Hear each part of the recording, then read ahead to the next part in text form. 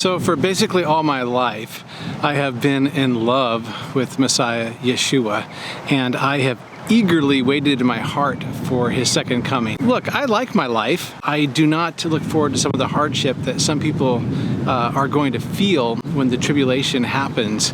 But at the same time, I kind of feel like Simeon in my heart, where Simeon heard from the Spirit to go to the temple, and then Mary and Joseph took Yeshua to the temple as the law required, and Simeon saw his Messiah and held the Messiah.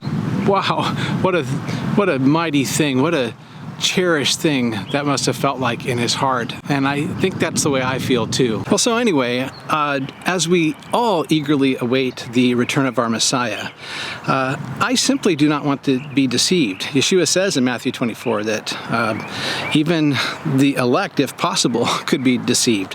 And this was the sort of question that the disciples asked Yeshua, what should we be looking for? Well, Yeshua tells them that there's going to be false prophets, false messiahs that come doing signs and wonders, and we should be really careful about that. When Moses was before Pharaoh, Moses threw down his staff, it became a snake, and it says that the magicians that were part of Egypt came and did the exact same thing. So just because someone does signs and wonders, even convincing ones, doesn't mean they're the Messiah. And then I think about the way that Satan tempted Yeshua in the desert. One of the ways was, hey, you're hungry? Here's some bread. And I think to myself that there's a lot of things that are going on with our world systems, our governments, where the government is playing an increasingly big role, telling us to trust the science and trust them to provide for us. And I can see where this could lead down to a road that tells me that I'm supposed to put my trust in something other than Messiah Yeshua, and I don't want to do that. And then there's the whole mark of the beast thing. I think when I was growing up, I wondered if there'd be, some guy coming around tattooing 666 on my forehead or on my hand, or maybe a barcode or something like that. And I certainly would not let anyone do that to me, and I'm certainly not putting it past any government to do those sorts of things, whether it be your social security number, all that kind of stuff. I won't do that, chips that can be embedded into you, cryptocurrencies and so forth.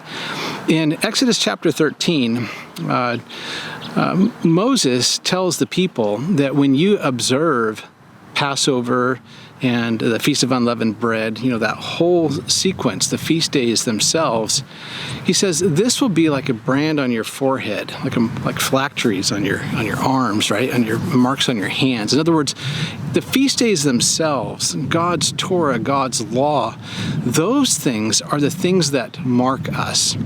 And so it tells the powers and principalities that we are marked with the kingdom, with Yahweh, and not marked with the world and its systems, whatever those systems might be.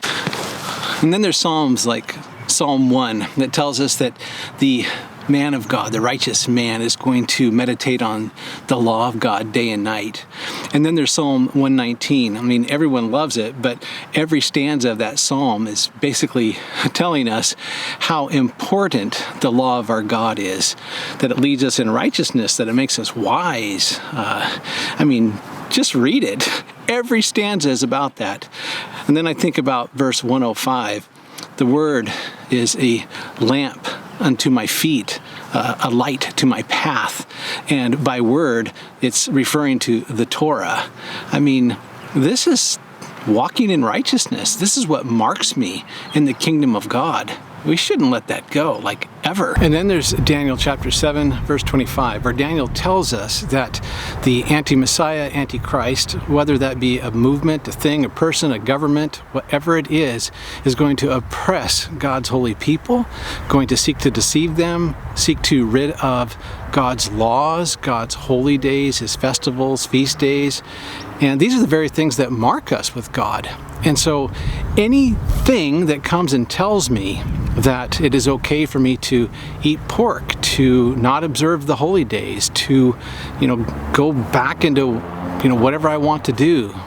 Yes, it is by grace that I've been saved, but let me tell you, I've been saved to something. I've been marked with my Messiah, and I want to do only those things that mark me, brand my forehead, mark my hand with my King, and I want to be known by that. So hopefully that helps you. That's what I'll be looking for. Just remember that one of the best things that we could all be doing is practicing, rehearsing, following that Torah every day of our lives. Friends, this is what Christianity is about. It's having a love relationship with our Messiah and to be marked with our Messiah. God does command us to do it, but we do it out of love. We do it because we want to elevate Messiah as King, and we want to be branded or marked with the God that we love so much. We want to do that every day of our lives, and that's why we call it Everyday Torah. I'll see you next time.